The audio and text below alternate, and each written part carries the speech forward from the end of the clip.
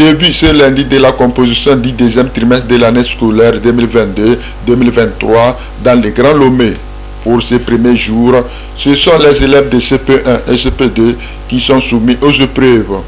Tout a commencé dans la matinée avec « Je sais écrire les mots » communément appelés dictées. Cette évaluation intervient après près de 3 mois de cours. Chaque fin de trimestre, nous évaluons les élèves, voir s'ils ont maîtrisé ce qu'on leur a enseigné durant 3 mois. Et donc, ce cas d'espèce concerne l'évaluation du deuxième trimestre. On évalue les enfants, voir s'ils ont assimilé ou pas. S'ils n'ont pas assimilé, là, nous allons à la rentrée prochaine reprendre ce qui n'a pas marché. Cette composition du deuxième trimestre évalue les enfants depuis la rentrée de janvier jusqu'à ce jour de mars. Qu'est-ce que les enfants ont pu faire, qu'est-ce que les enseignants ont produit aussi pour pouvoir évaluer les enfants et les préparer jusqu'à la fin de l'année. Elle est en quelque sorte une composition préparative jusqu'à aboutir à la composition de fin d'année auquel ils vont passer en classe supérieure. Cette composition, selon les responsables d'école que nous avons visités, revêt une importante capitale pour les apprenants, surtout ceux de la classe d'examen. C'est à l'issue des résultats que nous aurons, que nous allons nous programmer. Si ça a marché ou ça n'a pas marché, on va se programmer pour le 3e trimestre. Savoir comment les prendre au 3e trimestre pour qu'ils aient le niveau requis. On ne peut pas compiler les résultats du 1er, 2e, 3e, comme on le fait au collège. On les invite à se mettre au travail, puisqu'on leur donnera des devoirs de congé. Pour les parents, c'est d'accompagner les enfants pour pouvoir, en ce moment-là, ne pas avoir des difficultés, pour être en retard et être à jour. Et puis ne pas avoir aussi des enfants qui vont peut-être rater ces jours de composition-là, pour qu'ils soient réguliers, pour pouvoir terminer ces jours de composition. Démarré ce 27 mars, la composition prend fin le vendredi 31 mars 2023. Elle met fin aux différentes évaluations prévues du deuxième trimestre de l'année scolaire 2022-2023.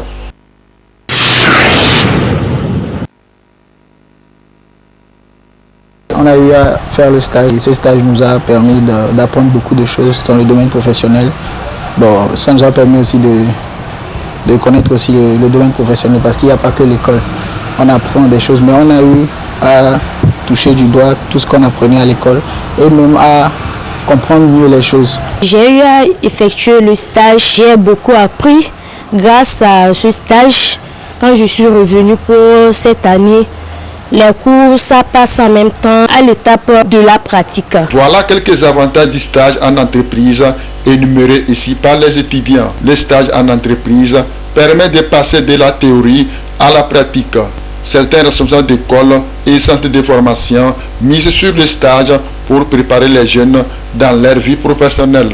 Les stages sont les bienvenus pour permettre aux étudiants de faire face aux réalités du terrain. Ces stages sont des supports, des étapes importantes dans leur cursus, dans la formation que nous leur offrons. Ces stages impactent sur leur vie professionnelle, leur donnent l'expérience nécessaire pour pouvoir remplir correctement leurs fonctions. Pour être efficace, pour être aussi un grand artisan, il faut que vous soyez bien formé et que vous soyez bien perfectionné dans votre domaine.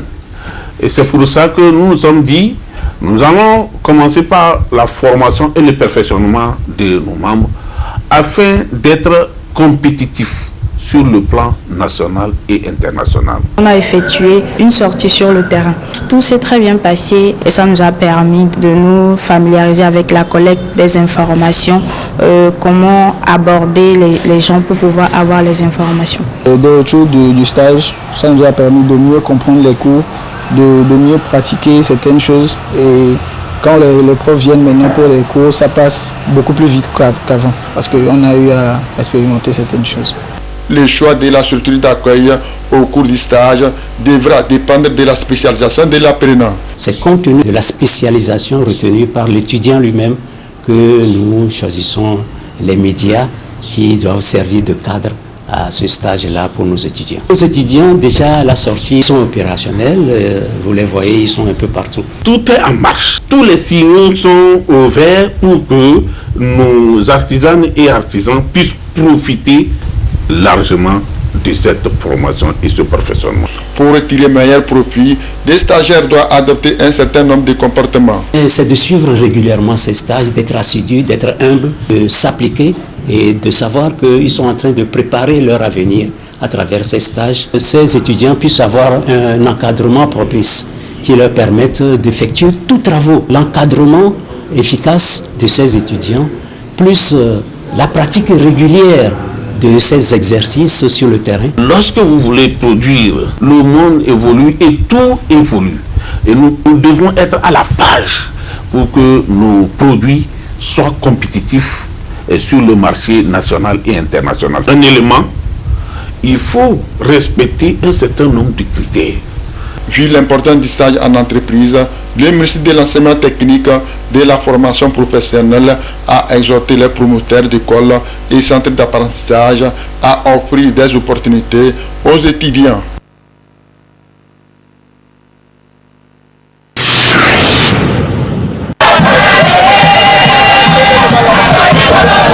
C'est l'acte 7 de la journée nationale des sports observée dans la préfecture de Blika. Comme d'habitude, la population a répondu massivement à l'appel pour cette activité sportive. À la tête de cette mobilisation, on pouvait voir les représentants du ministère en charge des sports, les autorités préfectorales et communales. Ce qui démontre que cette initiative du gouvernement est rentrée dans les habitudes des populations. L'État est toujours mobilisé pour les actions de développement. Et surtout pour sa santé, Blita n'est pas du reste. Il n'y a pas une journée sportive à laquelle vous ne trouverez pas du monde à Blita. Nous sommes toujours mobilisés parce qu'il y va de notre intérêt. Les personnes en situation de handicap n'ont pas été du reste. Elles ont pris part à ces activités sportives, gage d'une bonne santé. Ce que je faisais, moi, je pensais que c'est le sport. La fois, je marche un peu là, je dis que je suis fatigué, mais aujourd'hui, ça a été plus intéressant. La sueur coulait de tous mes vêtements et je pense qu'avec ça, je serai en bonne santé. Le sport favorise la cohésion sociale et le vivre ensemble et bien au-delà encore. Il joue un rôle important dans le fonctionnement d'un organisme humain.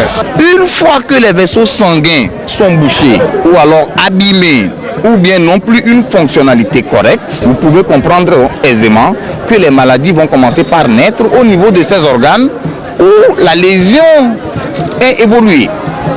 Le sport vient donc empêcher l'installation de ces vaisseaux abîmés, de ces vaisseaux bouchés et donc permettre à tous les tissus de l'organisme de pouvoir vivre normalement. Nous tenons vraiment à remercier l'initiative. Vraiment, le sport renouvelle nos nerfs, ça nous renforce, ça nous rajeunit aussi. Donc j'exhorte toutes les femmes à faire le sport. La journée des sports à Blita a été couplée de la célébration en différé de la journée internationale des droits de la femme.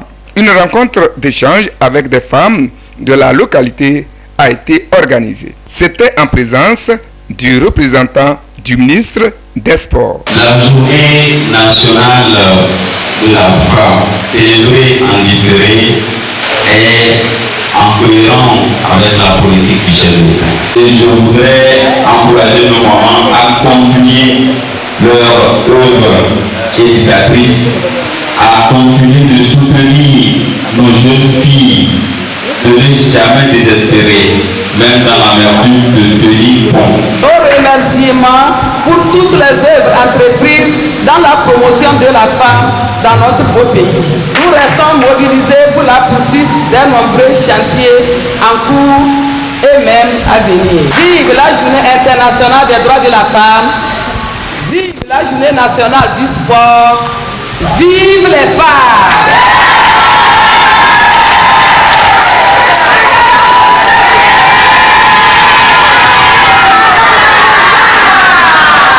C'est dans cette bonne ambiance que la journée a pris fin à Blita.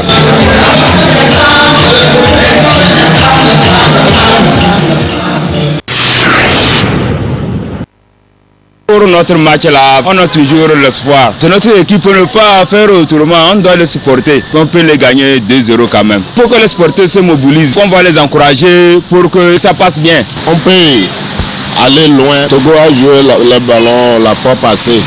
Moi, mon score sera 2-1 pour Togo. L'attaque n'est pas tranchante. Il ne faut pas perdre beaucoup d'occasions avant de marquer un but, c'est pas bon. Le match est très bon. Mais c'est marqué bon. Les Togolais manquent de marquer les buts.